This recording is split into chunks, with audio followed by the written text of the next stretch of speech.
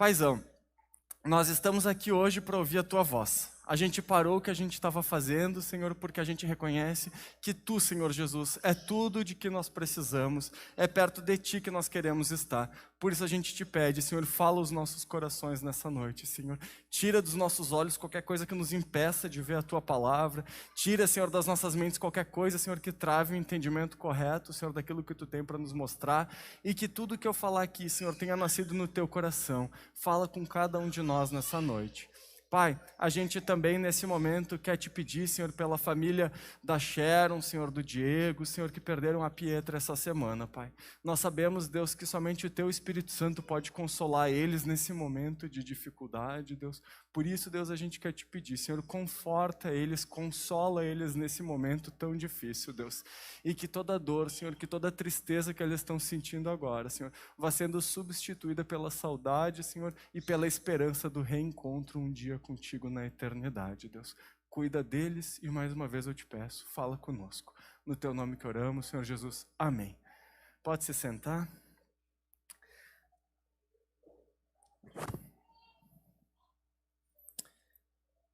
O ser humano é um ser espiritual, ou seja, o ser humano, de alguma maneira, sabe dentro dele que existe alguém maior e ele deseja esse relacionamento com Deus, muitas vezes até sem entender muito bem por quê. Por isso a gente precisa entender que o ser humano, não importa onde ele esteja, ele é um ser religioso. A ideia de todas as religiões é religar as pessoas com Deus. E é isso que a gente vive fazendo ao longo da nossa vida. Até que a gente entende que o que nos religa ao Pai é a morte de Jesus na cruz e o sangue que Ele verteu, abrindo o caminho para que então a gente se reaproxime do Pai. Algumas semanas atrás, a gente estava fazendo um devocional com os adolescentes e o Gia Castilhos tinha sugerido para a gente um devocional sobre adoração. E foi muito legal. E no meio daquele devocional, começou a ser tratado muito forte o tema de idolatria. E o que é a idolatria? Obviamente é o contrário da adoração, né? A adoração é quando eu me alegro na presença de Deus. Eu sou feliz por Deus ser quem Ele é. Eu amo Ele, eu confio nele, eu obedeço Ele. A idolatria é quando eu coloco qualquer outra coisa, qualquer outro ser, no lugar desse Deus tão maravilhoso. E como o ser humano é um ser espiritual / religioso, ele vai adorar alguma coisa. Só que ou a gente adora o próprio Deus, o Deus real, verdadeiro, da maneira como Ele se revela, ou a gente acaba fazendo um monte de bobagem, achando que de alguma maneira a gente está agradando a Deus e que Ele está se agradando de nós. Eu vou repetir esses pressupostos porque eles precisam embasar tudo que a gente vai ver daqui para frente. Nós fomos criados para glorificar e adorar o único Deus, o verdadeiro Senhor. E se a gente não faz isso, a gente vai encontrar um novo alvo para entregar a nossa vida. E assim os ídolos são criados. Então, idolatria, mais uma vez repetindo, é colocar qualquer outra coisa no lugar de Deus. E um ídolo é algo que exige de nós amor, confiança e obediência. Diante disso, eu queria convidar vocês a abrirem a Bíblia em Juízes capítulo 17. Pode ficar com a tua Bíblia aberta, a gente vai lendo vários versículos. Se não tem Bíblia, vai aparecer no telão para quem está em casa. Aparece de um dos meus lados aqui que eu não sei qual que é. Juízes capítulo 17. Contexto histórico para a gente entender o que está acontecendo ali. O povo sai do Egito liderado por Moisés, eles passam aqueles 40 anos no deserto e eles entram na terra prometida com Josué. E uma vez que eles tomam conta da terra prometida, ainda nesse processo, o povo passa por ciclos de desobediência a Deus. Eles se tornam idólatras, eles adoram outros seres que não são o verdadeiro Deus. Quando isso acontece, eles acabam sendo oprimidos e castigados pelos povos ao redor. Eles então se arrependem, pedem perdão para Deus e Deus envia libertadores para eles, libertadores militares e políticos. São os juízes. O mais famoso provavelmente seja Sansão. E o último é Samuel. E o que acontece? Depois que esse líder vem e liberta eles, eles logo depois disso entram de novo em idolatria, mais uma vez são oprimidos, mais uma vez se arrependem, pedem perdão para Deus e Deus envia mais um juiz para libertar eles. E o ciclo de juízes vai nos contando esses ciclos. Essa história está lá no final do livro de Juízes, mas ela acontece bem no início do período de Juízes, logo quando o povo ainda está entrando na Terra Prometida e está tomando conta ali de algumas áreas que eles ainda não conquistaram. Então, capítulo 17 de Juízes, versículo 1 e 2 vai dizer o seguinte para a gente. Havia um homem da região montanhosa de Efraim, cujo nome era Mica. Ele disse à sua mãe: as 1.100 moedas de prata que lhe foram roubadas e a respeito das quais a senhora me falou e proferiu maldições, eis que esse dinheiro está comigo, eu o peguei.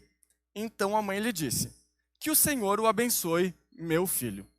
Já começa esquisito aqui, né? Eu não sei se tu é pai, se tu é mãe, ou se tu tinha uma mãe como a minha, o meu lombo ia esquentar se eu chegasse e confessasse que eu tinha roubado minha própria mãe, né? Eu ia pro laço. Mas essa mãe olha para ele e diz o quê? Que o Senhor te abençoe. Então a gente já vê que a criação desse Mica, que a forma como ele foi sendo criado, a vida dele, já era uma coisa meio confusa. Já tinha ali uma falta de limites, uma falta de cuidados. E é isso que o autor de Juízes vai nos mostrar, que o povo vivia em uma confusão gigantesca naquela época. Desordem moral, desordem religiosa, desordem na própria família. Imagina como esse povo estava. O camarada rouba a própria mãe. E quando a gente olha 1.100 moedas de prata, para fazer um paralelo assim, uma moeda de prata era o salário de um trabalhador braçal. Então ele roubou uns 3 anos de salário mínimo da mãe dele. Não era uma coisa assim tão simples, era uma quantia muito elevada naquele tempo. E aí, quando ele vê que a mãe está proferindo maldições, ele vai e confessa para a mãe. O mais provável é que ele não tenha se arrependido, mas que ele tenha ficado com medo da maldição da mãe dele. Ele pode ter se arrependido? Pode. Mas os judeus, nesse contexto histórico, levavam muito a sério essa questão da bênção e da maldição, principalmente vinda dos pais. Então ele ouve a maldição da mãe e ele olha e diz assim, acho que vai dar ruim. E vai lá e confessa para a mãe e diz, olha, fui eu que roubei. E aí a mãe vai então dar essa bênção, que o Senhor o abençoe, como uma contramedida para a maldição. Ela está fazendo isso mais ou menos assim com a ideia de cancelar a maldição. Por isso que a gente leva a entender, a gente é levado a entender que provavelmente ele não se arrependeu. O que ele queria era essa bênção da mãe para cancelar o perigo da maldição que a mãe dele tinha jogado. E aqui a gente já vê como o povo tinha misturado a palavra de Deus, a forma como Deus se revelou, a forma como eles deveriam viver, com tantas coisas culturais ao redor deles. O povo tinha entrado na Terra Prometida, mas eles estavam começando a adquirir partes das crenças daqueles povos ali ao redor deles. E é isso que a gente vai ver nos próximos versículos. Versículos 13 e 4. Assim, ele devolveu as 1.100 moedas de prata à sua mãe, que disse: de minha parte, dedico esta prata ao Senhor Deus a favor de meu filho. Será usada para fazer uma imagem de escultura e uma fundição. Por isso agora devolvo esta prata a você. Porém, o filho devolveu a prata à sua mãe, que pegou 200 moedas de prata e as deu a um ourives, o qual fez delas uma imagem de escultura e uma de fundição. E a imagem ficou na casa de Mica. Olhem que confusão aqui, gente. Olha a ideia repleta de paganismo dessa mulher. Ela quer agradar a Deus, mas para agradar a Deus ela resolve fazer uma imagem. E essa imagem de escultura e de fundição é porque provavelmente ela foi esculpida em madeira e depois jogaram prata por cima. Olhem o paganismo, olhem a mistura com as crenças do povo ao redor. E o interessante é que, como isso aqui aconteceu no início do período de Juízes, não fazia muito tempo que eles tinham ouvido a lei e que eles tinham ouvido a lei ser repetida lá em Deuteronômio. Então eles conheciam a lei. E olhem o que a lei diz. Êxodo 20, capítulo 20, versículos 4 e 5. Deus falando para o povo: não faça para você imagem de escultura, nem semelhança alguma do que há em cima do céu, nem embaixo da terra, nem nas águas debaixo da terra. Não adore essas coisas, nem preste culto a elas, porque eu, o Senhor, seu Deus, sou Deus zeloso. Olhem que coisa esquisita. Uma imagem é algo que as pessoas usavam para ter a adoração delas entregue, para confiar ali.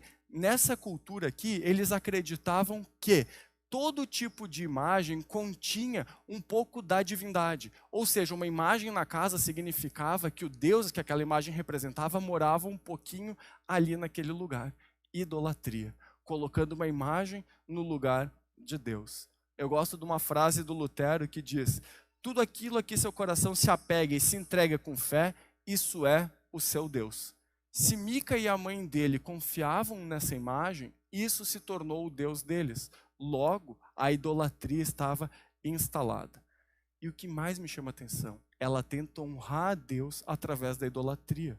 Ela diz: vou consagrar isso ao Senhor, vou fazer a imagem.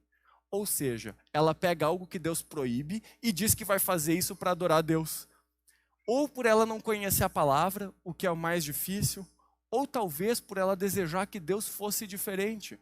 Talvez, assim como as nações ao redor dela, ela queria adorar um Deus que ela pudesse ver. Porque, gente, nós adoramos um Deus invisível, real, mas invisível. E ela provavelmente queria poder ver, porque é mais fácil tu poder adorar e te relacionar com um Deus que tu vê. O problema é que esse Deus não vai ser real. Mas o mais provável é que ela tenha feito isso por influência dos outros povos que moravam ao redor deles. E ela começou a misturar o que Deus tinha dito com o que ela achava melhor, com o que parecia bom para ela. E aí o texto continua e a coisa vai se complicar ainda mais. Versículo 5. E assim este homem Mica veio a ter um santuário. Um santuário é uma casa para os deuses. Então é bem provável que o Mica tenha transformado a casa dele num lugar de romaria. Ele transformou aquilo num santuário, deve ter aumentado, colocado as imagens lá, e as pessoas começaram a passar por ali. E aí o versículo continua. Fez uma estola sacerdotal. Estola é um manto, é um colete. E alguns ídolos do lar, e consagrou um de seus filhos para ser o sacerdote. Aquele primeiro erro da mãe é o primeiro passo para levar Mica cada vez mais para longe de Deus. E cada vez eles vão se enrolando mais na idolatria. A ideia do manto sacerdotal poderia ser uma veste associada ao sacerdócio lá dos judeus. Nessa época a arca estava em Siló. Qual é o problema disso? Ele não tinha autoridade para fazer isso. Então já era um problema em si mesmo ele estar fazendo um colete sacerdotal. Mas o mais provável é que esse colete sacerdotal que ele faz era um objeto pagão associado àqueles ídolos que ele tinha construído ali. Quando o texto fala em ídolos da família, eram objetos que eram usados na adivinhação. E o engraçado é que se a gente vê, ele vai pegar um filho dele para colocar como sacerdote. Eles não eram de linhagem dos levitas. Ele não tinha autorização para colocar o filho dele numa posição sacerdotal. Mas é o que ele faz. Para quê?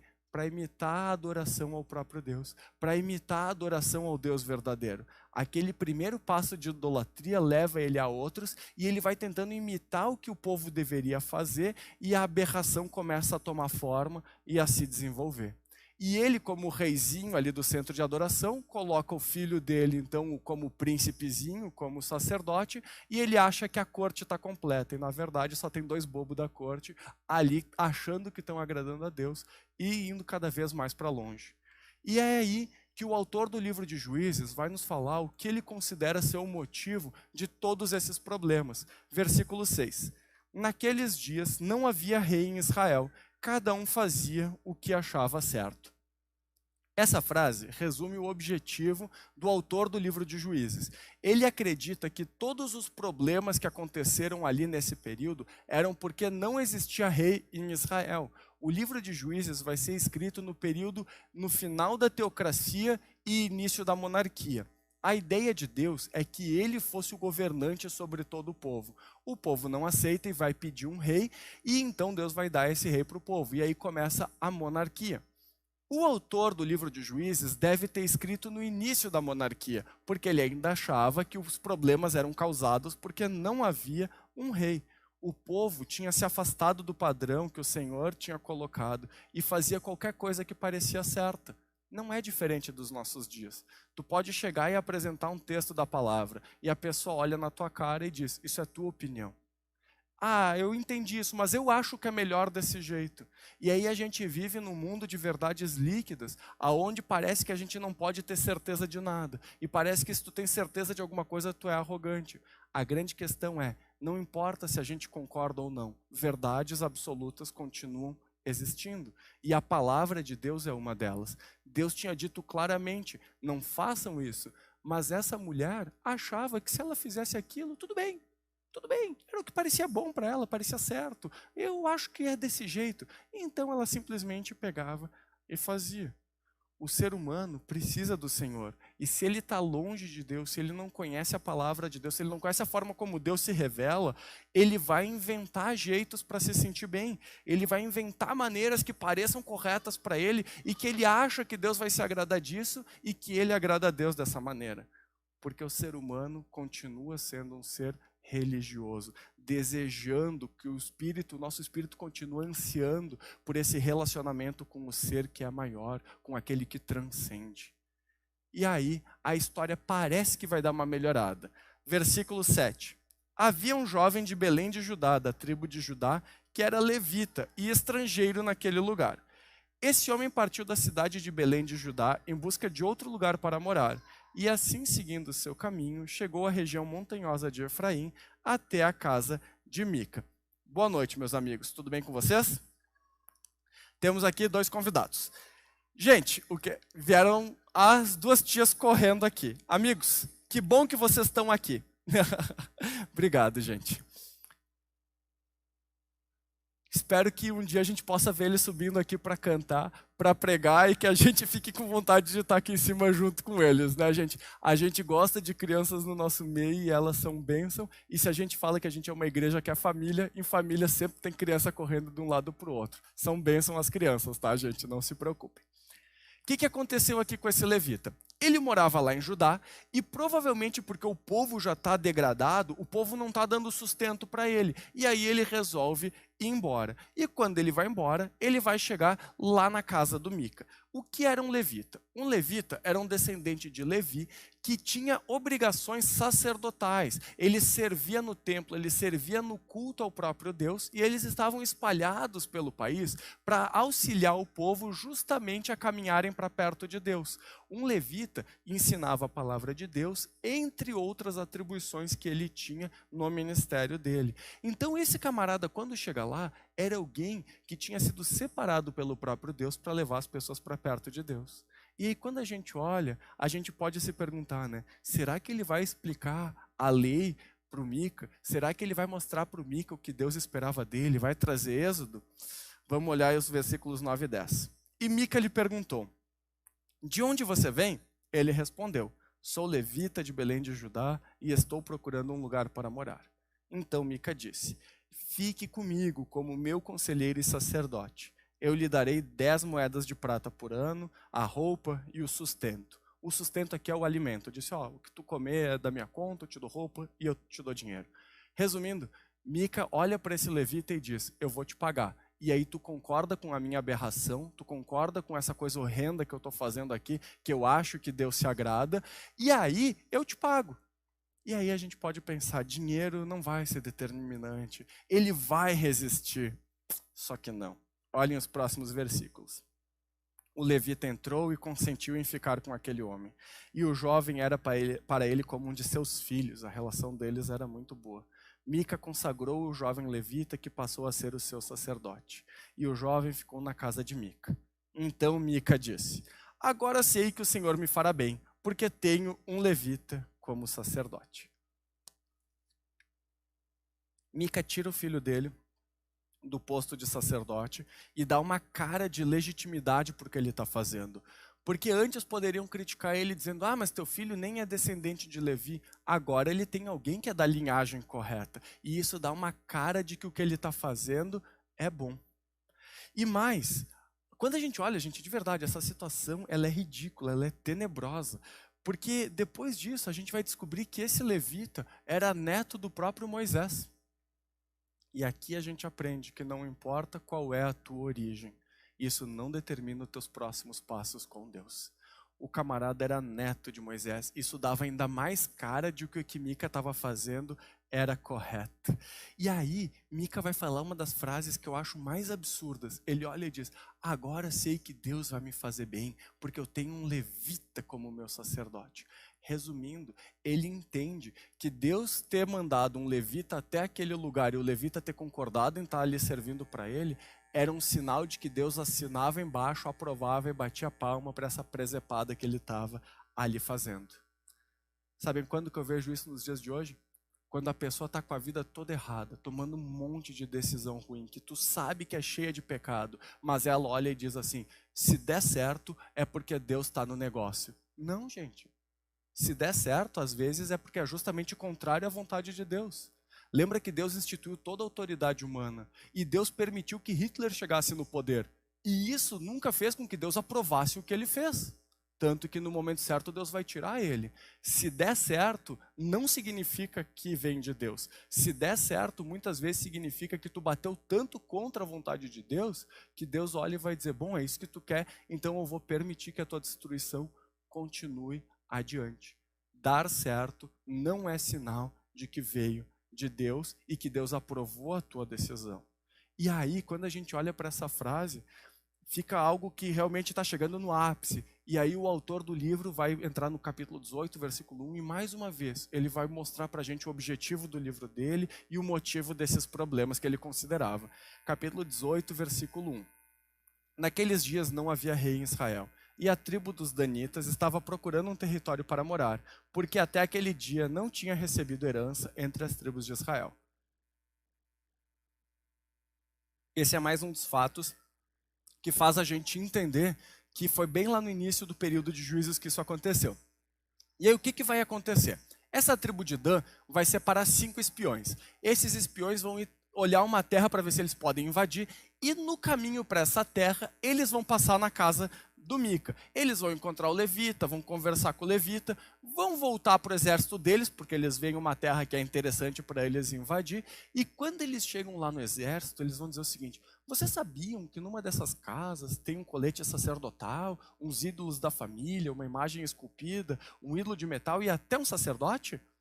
Agora vocês sabem o que devem fazer, né? Então eles também estão nessa bagunça espiritual e moral que os espiões não precisam nem dizer. E olha o que acontece. Eles vão separar o exército e enquanto eles estão indo invadir a outra terra, eles param na casa de Mica, esses 5 espiões entram lá e começam a pegar as coisas de dentro do santuário de Mica e os 600 soldados ficam parados na porta para botar aquela pressão no Mica, né? O Mica olha e diz, o que está acontecendo aqui e tal, mas tem 600 camaradas parados na porta dele. É óbvio que ele vai ficar quieto nessa hora com medo de morrer. E o sacerdote, né, o ex-levita, agora sacerdote, né, ele olha e diz o seguinte, o que vocês estão fazendo? Como se ele não soubesse ainda. E daí os camaradas olham para ele e dizem o seguinte, fica quieto, pega tuas coisas e vem com a gente. Para ti não é melhor tu ser sacerdote de uma nação inteira em vez de só uma família? E aí ele ouve isso e se alegra. Ele entra no santuário, pega o resto das coisas, aquela imagem lá do Mica, aquele ídolo do Mica, as coisas dele, a família dele, bota nos animais e se manda. O sacerdote se alegra, gente, porque o interesse financeiro, o desejo de prestígio dele continuava sendo mais importante na vida dele. A idolatria dele continuava sendo voltada para o sustento e para a posição. E isso leva ele a trair e a roubar o próprio Mica. E ele faz isso com alegria.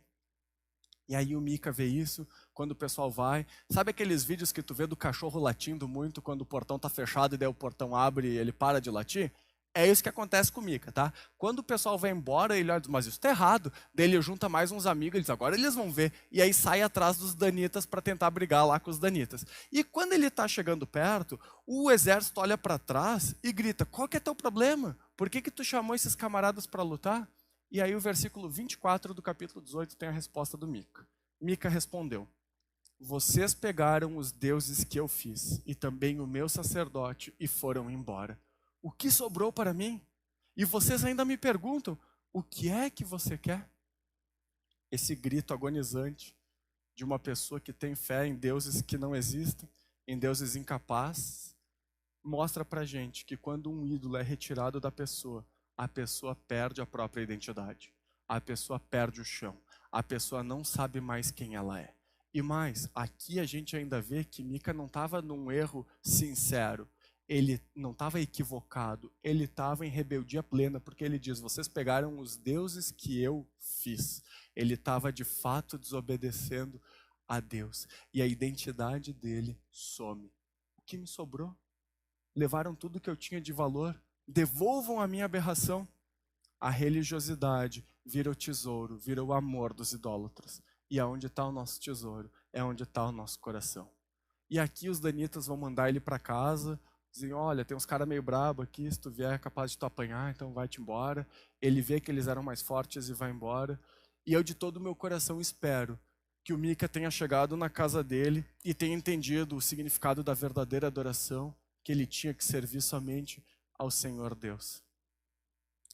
Mas quando a gente olha para esse texto, principalmente se tu já caminha com Jesus há algum tempo, tu já participa de uma igreja evangélica há algum tempo, tu olha e tu diz assim, que bobagem. É óbvio que eu não vou construir uma estátua e me ajoelhar na frente dela. É óbvio que eu não vou idolatrar uma imagem esculpida. Isso é tão óbvio. Isso chega a parecer ridículo na minha vida. É óbvio que eu não vou me ajoelhar ali. Mas existem muitas coisas que podem se tornar ídolos nas nossas vidas. Um ídolo é qualquer coisa que, caso tu perca, tu vai achar difícil continuar vivendo. Foi isso que aconteceu com Mica. Quando tiraram o ídolo dele, ele olhou e disse, eu não sei mais viver sem isso. Sem isso, eu não sei mais quem eu sou. Eu não sei mais o que eu vou fazer. Ídolos também se revelam de uma outra forma na nossa vida. Quando a gente pensa, quando eu tiver isso, eu vou ser feliz. Quando eu tiver isso, a minha vida vai fazer sentido. Quando eu alcançar tal objetivo, então vai estar tudo bem. Então eu vou estar seguro. E isso se tornam ídolos na nossa vida, porque tomam o lugar de Deus, se tornam a coisa mais importante na nossa vida. Um exemplo de idolatria que eu dei na última vez que eu preguei aqui é a minha ira. A minha ira se torna idolatria. Na verdade, a minha idolatria se torna ira na minha vida. Ira é a minha principal luta. E quando alguém me fecha no trânsito, o que acontece? Eu olho e digo, essa pessoa não está me tratando como ela deveria. Ela está me desrespeitando. Ela não poderia ter feito isso no trânsito. Logo eu estou idolatrando eu mesmo. E estou dizendo, eu não mereço. E então eu me iro com aquela pessoa. Querem um outro exemplo de idolatria se revelando na nossa vida? Codependência. Quando o teu objetivo de vida reside em consertar a vida de outra pessoa. E a causa mais importante da tua vida é cuidar de alguém. Isso se tornou idolatria. E vejam, ídolos nem sempre são coisas ruins. Muitas vezes são desejos legítimos da nossa vida, só que direcionados para o alvo errado. A idolatria se instala quando algo bom na nossa vida se torna algo supremo. Quando algo que é bom se torna a coisa mais importante da nossa vida, a idolatria chegou. Qualquer coisa que seja mais importante do que Deus na tua vida é um ídolo. E mesmo que tu não tenha feito uma imagem como Mica, tu está em idolatria.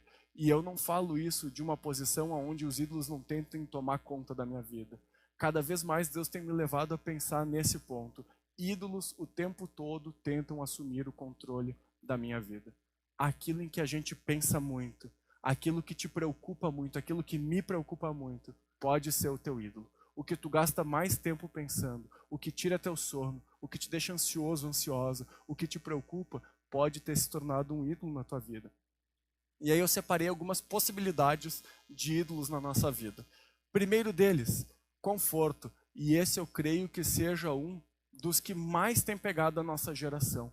Tudo que a gente faz é para a gente se sentir bem, para a gente estar numa posição em que a gente não se sinta incomodado. Talvez seja o conforto financeiro. E aí a gente passa a confiar no dinheiro. Olha só, eu obedeço o dinheiro, eu trabalho pelo dinheiro, eu amo no dinheiro e eu confio no dinheiro para me dar segurança. E nem é em si uma coisa ruim, eu quero dar segurança para minha família. E aí se torna um ídolo na nossa vida. Talvez seja a moralidade, talvez o teu procedimento, a tua moral esteja tomando tanto conta da tua vida que se tornou a coisa mais importante, virtude, sucesso no ministério, os filhos, a família. E veja bem, quem encontrou uma esposa encontrou o favor do Senhor, e os filhos são herança de Deus. Mas se os filhos ou a família forem a coisa mais importante na nossa vida, eles se tornaram ídolos. Eu vou contar um exemplo disso que eu contei de manhã. Um adolescente me perguntou esses tempos, Felipe, se eu espero casar antes de Jesus voltar, isso é idolatria? Eu tenho o desejo ardente de casar antes que Jesus volte. Isso é idolatria? E eu olhei para ele e disse, óbvio que sim. E disse mais. Sabe por que eu te digo isso? porque eu também senti isso na minha vida. Tudo que eu orava era, Senhor, volta, Senhor, Maranata, mas espera eu casar antes, Deus. E eu nem conhecia a Carla ainda. E aí Deus me levou a entregar para Ele até o direito que eu achava que eu tinha de me casar. E enquanto eu não entreguei isso para o Senhor, eu continuei vivendo em idolatria. Veja, casar é um desejo bom. Foi Deus que colocou no nosso coração. Foi Deus que colocou isso dentro de nós. Mas se eu amo isso mais do que Ele, eu já estou em idolatria. Carreira, respeito, aclamação social, beleza, inteligência, conquistas, aprovação, habilidades, aquilo que tu sabe fazer é o mais importante, competência, um relacionamento romântico, sexo, causas políticas, causas sociais, ter razão, autoconhecimento, liberdade individual, satisfação. Se uma dessas coisas é mais importante na tua vida do que Deus, tu está em idolatria. E quando eu olho para essa lista, eu vejo quase todas essas palavras tentando assumir o controle na minha vida todos os dias. E se eu bobeio e a gente dá um passo, assim como a mãe de Mica deu um passo, quando a gente vê, a gente já deu outro e a gente já está enredado naquilo tudo. Talvez hoje tu não sirva em nenhum ministério, tu não caminhe com o Senhor, porque algo bom na tua vida se tornou algo supremo. Algo que deveria ser só legal na tua vida assumiu o ponto principal. E aí, assim como Mica, diante da desilusão inevitável do ídolo, a gente pode tomar algumas posições. Ou a gente culpa as coisas ou as pessoas que nos desapontaram e a gente parte para o próximo ídolo. Não. Quando eu tiver segurança financeira, minha vida vai fazer sentido. Aí a pessoa junta dinheiro que ela não consegue gastar em 3 vidas. Mas aí a vida ainda não faz sentido. Então ela parte para o próximo ídolo. Não, é que o que está faltando mesmo aqui são relacionamentos românticos. Então se eu encontrar a pessoa que vai fazer a minha vida valer a pena, então aí vai dar tudo certo. Essa é uma das posturas possíveis diante da desilusão que a falta da idolatria, que a falta do ídolo na nossa vida causa. A segunda é afundar em culpa. Tu olha para a tua vida e tu diz, eu sou muito infeliz e eu nunca vou ter o que eu preciso. Todo mundo parece feliz, menos eu. E aí o vitimismo vai tomando conta. Ou, assim como disse C.S. Lewis, a gente pode reorientar e entender que como seres espirituais, a gente só vai ter satisfação plena no nosso relacionamento com Deus. O que ele diz é o seguinte, se eu não encontro satisfação nesse mundo, é porque eu fui criado para outro. Se eu não encontro satisfação em nenhum ídolo, é por um motivo óbvio. Eu não fui criado para idolatrar nada. Eu fui criado para adorar o Senhor, através do vivo caminho que Ele construiu, através de Jesus. Quando a gente vê a história de Mica, a gente muitas vezes olha com superioridade. Mas quando a gente olha para essas possibilidades de ídolos, a gente vê que a gente está do lado dele. E que a luta dele é a mesma luta que a gente. O ídolo é diferente, mas a luta é a mesma. E aí o autor, mais uma vez, vai contar uma história para mostrar o problema que aquele povo tinha e para ressaltar o que ele pensava ser a solução. Capítulo 19, versículo 1. Naqueles dias em que não havia rei em Israel, e aí ele segue e ele vai contar uma história de um outro levita que tinha uma concubina que era da cidade de Belém de Judá também, e por diversas razões horríveis de como o povo estava vivendo naquele tempo, essa concubina acaba morrendo para dar a vida, para salvar, para livrar outras pessoas. E aí a gente já começa a entender que Belém e gente morrendo para livrar os outros, tudo vai se ligando. Porque quando esse homem, o autor de Juízes, ele escreve que o problema era que não havia rei em Israel e cada um fazia o que parecia melhor, ele está dizendo, se tivesse um rei humano, ele ia botar tudo nas rédeas, ele ia resolver, ele vai fazer o que é necessário. Qual é o problema? O primeiro rei é Saul, leva o povo para longe de Deus e ele mesmo é desprezado por Deus. Vem Davi, é um homem segundo o coração de Deus, mas ele faz atrocidades que fazem a gente ficar arrepiado. E a gente olha e diz assim, o que Deus amava nele era justamente a capacidade dele pedir perdão. Aí vem Salomão, terceiro rei de Israel, e a gente pensa, esse é o mais sábio de todos, esse vai dar bom. Aí ele casa com 1000 mulheres e começa a sacrificar para os ídolos e deuses de outras nações, cai em idolatria. Daí vem Salomão, filho do homem mais sábio, aprendeu com o pai, viu os erros, esse vai dar certo. Ele consegue dividir o país em 2. Sabem por quê? porque nenhum rei humano era capaz de resolver o problema daquele povo, assim como nenhum rei humano hoje é capaz de resolver os nossos problemas. A ideia do autor de Juízes é que um rei humano poderia tirar o povo da idolatria, ou seja, ele achava que esse rei ia direcionar a adoração do povo para o Senhor. Só que o problema é que os ídolos não podem ser expulsos. Os ídolos precisam ser substituídos, porque nós precisamos adorar. Nós fomos criados para adorar. Logo, se eu não adoro Deus, eu adoro outra coisa. Eu sempre vou prestar culto de alguma maneira. Então, quem é o rei que poderia resolver tudo? Como era possível resolver se a monarquia não deu problema, não conseguiu resolver esse problema? O rei verdadeiro veio. O rei que era humano, mas que também era divino. O rei que nos livra das consequências da nossa idolatria. Jesus, o rei dos reis. Aquele para quem a concubina apontava. Aquele por quem as pessoas tanto ansiaram por tanto tempo. Um outro homem que nasceu em Belém. Como diz Miqueias para a gente, lá de Belém, a pequena Belém, veio o rei que tem o passado desde os dias da eternidade. Esse foi o rei que nos livrou não só da idolatria no nosso dia a dia, mas que nos livrou das consequências da idolatria que a gente já viveu. Jesus morreu naquela cruz, porque nós, em algum momento da nossa vida, adoramos alguém que não fosse o próprio Senhor. E Ele, uma vez que nos perdoou pelo sangue dele, nos cria um novo e vivo caminho para que a gente possa adorar o Pai em espírito e em verdade. O Rei dos Reis resolveu o que nenhum rei humano podia. E tem uma frase de um livro chamado Você se torna aquilo que você adora, que diz o seguinte: as pessoas se tornam parecidas com aquilo que veneram, seja para destruição, seja para restauração. Mica, quando teve os ídolos retirados dele, ídolos que não existiam, ele passou a achar que ele não existia e não entendeu o sentido da própria vida. Algumas semanas atrás, o Jean pregou para a gente a história do bezerro de ouro, lá que Arão faz, e Moisés vem e destrói aquele bezerro de ouro, né? E aí a gente olha e vê que a consequência das pessoas adorarem aquele bezerro também é a destruição. Mas Jesus vem para nos libertar da consequência final do pecado. O salário do pecado é a morte. Ele morre para nos livrar disso. E quanto mais eu me relaciono com Ele, mais parecido com Ele eu me torno. Mais parecido com o próprio Deus.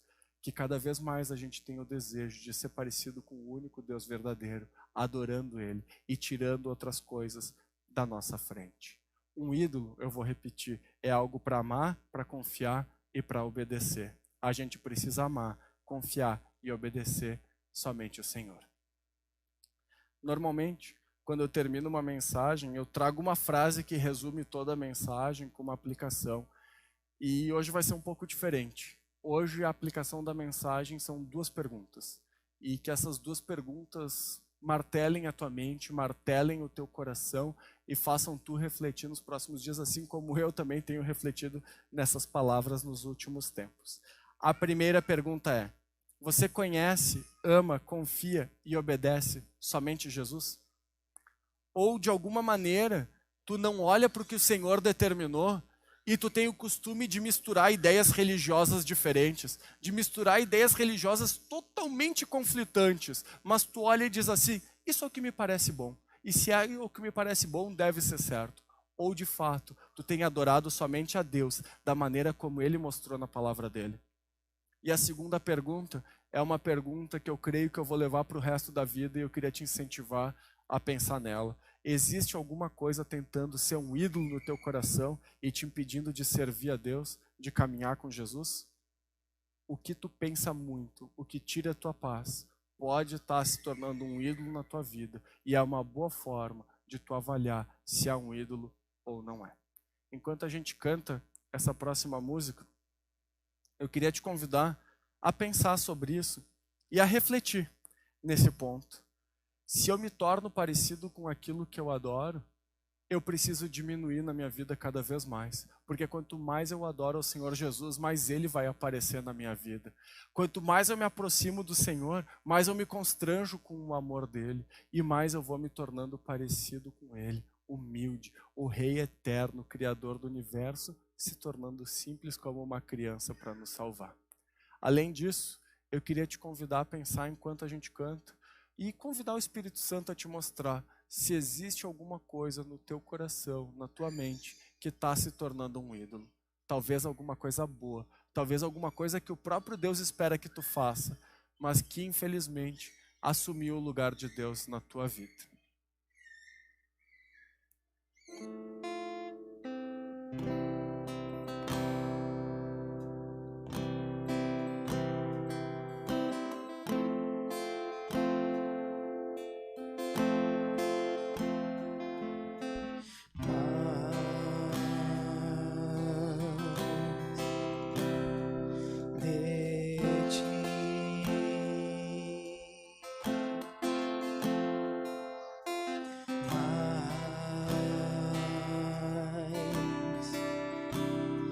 De ti, menos de mim e menos de mim e menos de mim e menos de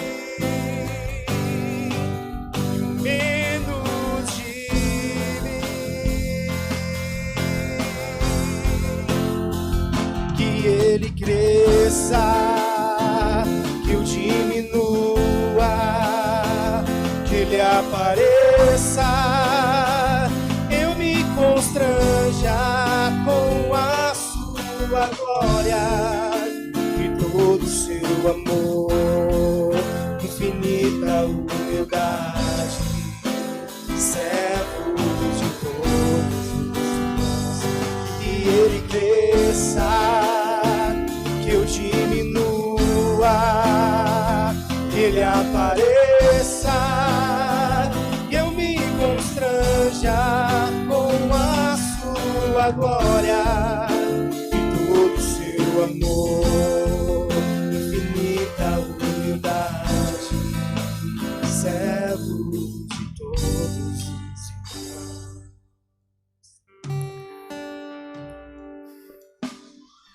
A verdade é que eu morro de medo de cantar essa música de verdade.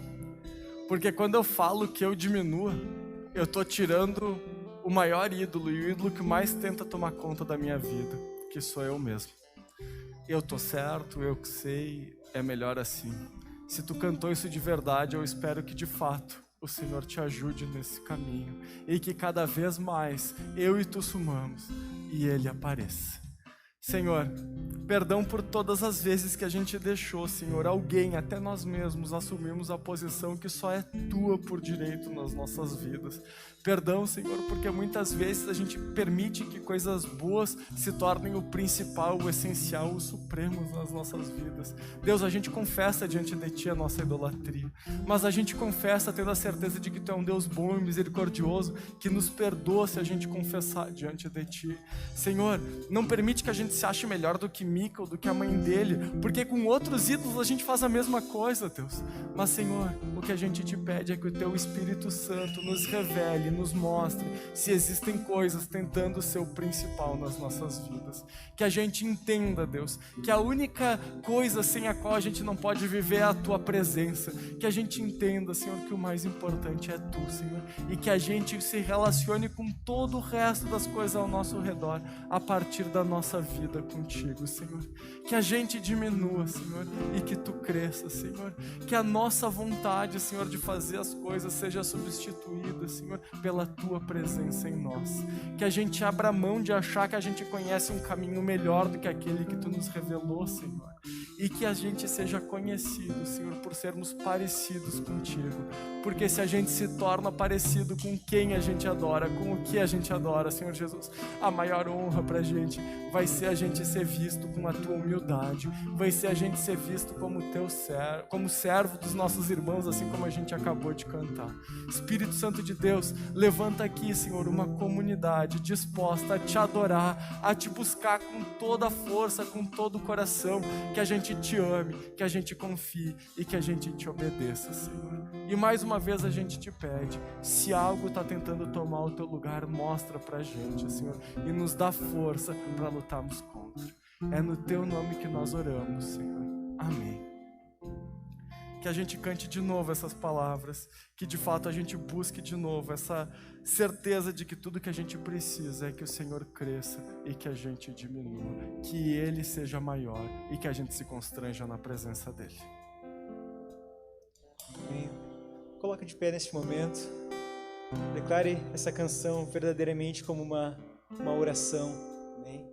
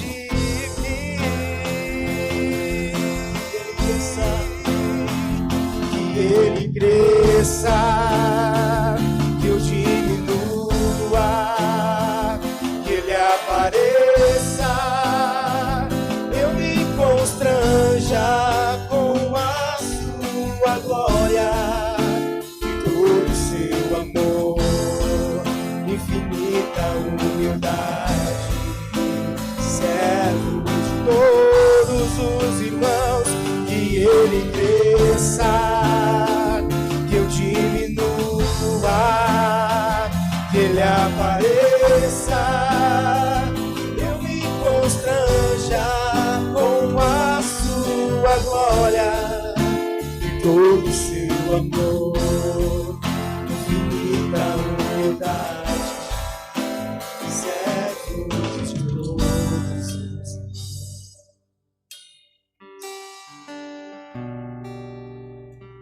Amém.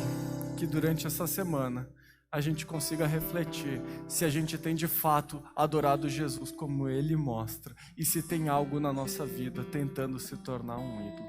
Que tu tenha uma semana abençoada, abençoadora, e o que eu quero também te lembrar é, se você já encomendou o seu mocotó, passa lá atrás e conversa com o Davi. Nós fizemos então, o Davi, na verdade, né, ele, a Paula e a Sandra fizeram esse mocotói para levantar fundos para a igreja. Se tu já encomendou, só passar lá e pegar, que tá bom demais. Eu já almocei o mocotózinho hoje. Deus abençoe, boa semana, gente.